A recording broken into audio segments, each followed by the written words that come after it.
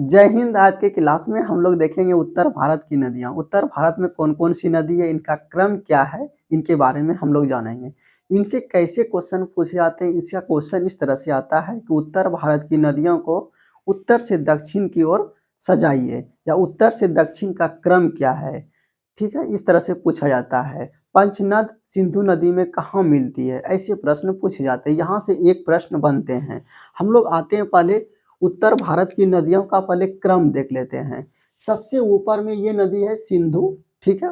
उसके बाद है सिंधु के बाद झेलम, झेलम के बाद चिनाब, चिनाब के बाद क्या है रावी, ब्यास, सतलज। तो इस तरह से हम लोग क्रम याद रखेंगे। अब पहले सिंधु नदी की बातें हैं।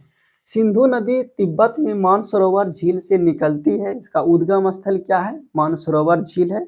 उसके बाद हम लोग ये याद रखेंगे कि सिंधु नदी तिब्बत की मानसरोवर से निकलती है और भारत में प्रवेश कहाँ पर करती है, दम चौक के पास प्रवेश करती है और फिर जम्मू कश्मीर के होते हुए फिर पाकिस्तान में जाती है, ठीक है। ये सिंधु नदी हुआ। सिंधु के बाद क्या है, सिंधु के बाद झेलम, चिनाब, रावी, ब्यास, इन 4 नदियों का उद्गम स्थल भारत में है।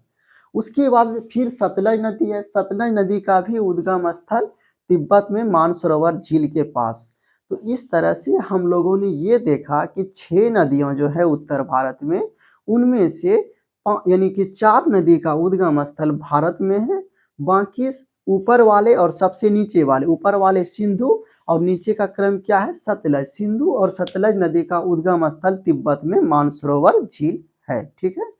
उसके बाद क्रम हम लोग कैसे याद करेंगे, ऊपर में सिंधु, सिंधु के बाद झेलम, झेलम के बाद चिनाब, रावी, ब्यास, सतलज। आपको इस तरह से याद रखना है मैप में, सिंधु, झेलम, चिनाब, रावी, ब्यास, सतलज। इस तरह से हम लोग का क्रम याद हो गया।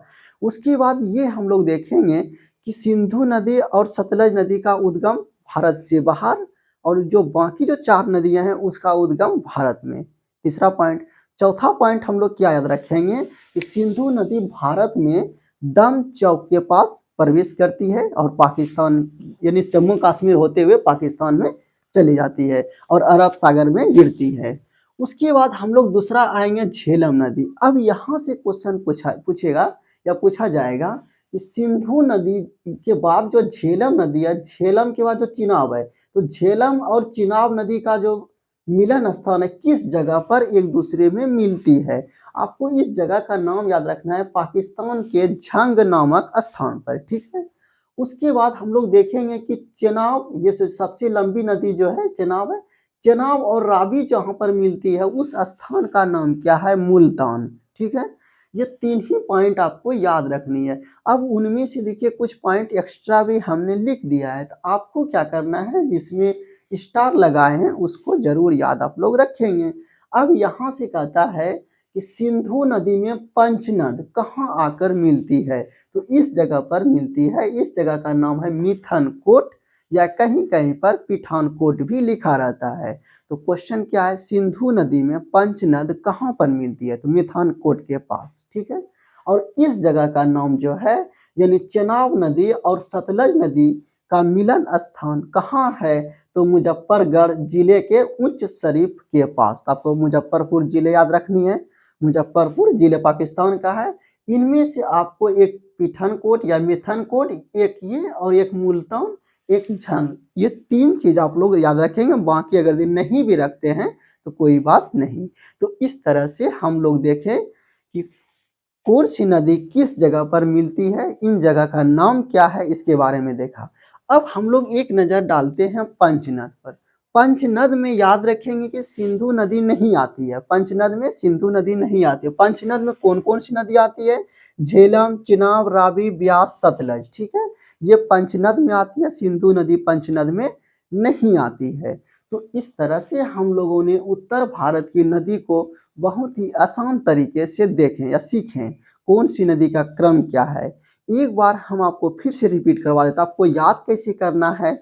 सबसे ऊपर में सिंधु, सिंधु के बाद झेलम, झेलम के बाद चिनाब, चिनाब के बाद रावी, रावी के बाद सतलज, ब्यास के बाद सतलज, ठीक है। इस तरह से फिर से एक बार देख लेंगे, सिंधु, झेलम, चिनाब, रावी, ब्यास, सतलज। आप बोलेंगे सर इस तरह से कैसे याद रखेंगे?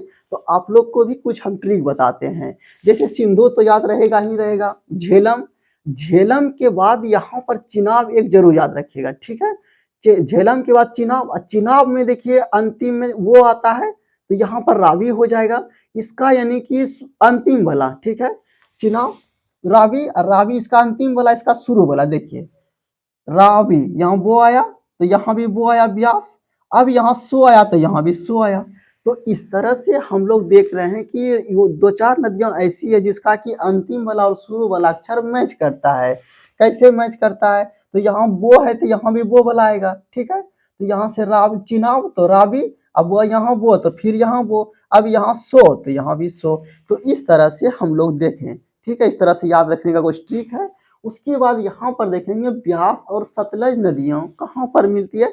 तो भारत में हरिके नामक स्थान पर, जहाँ पर हरिके बैराज है, वहाँ से इंदिरा नहर निकाली गई है। तो इस तरह से आज की क्लास में हम लोगों ने देखा कि उत्तर भारत की नदियों की क्या विशेषता है, उनका क्रम क्या है, कौन सी नदी किस स्थान पर मिलती है। आप लोग एक दो बार वीडियो देखिए, आप लोग को जरूर याद हो जाएंगे और कोई भी परीक्षा में एक अंक इससे पूछा जाता है। धन्यवाद।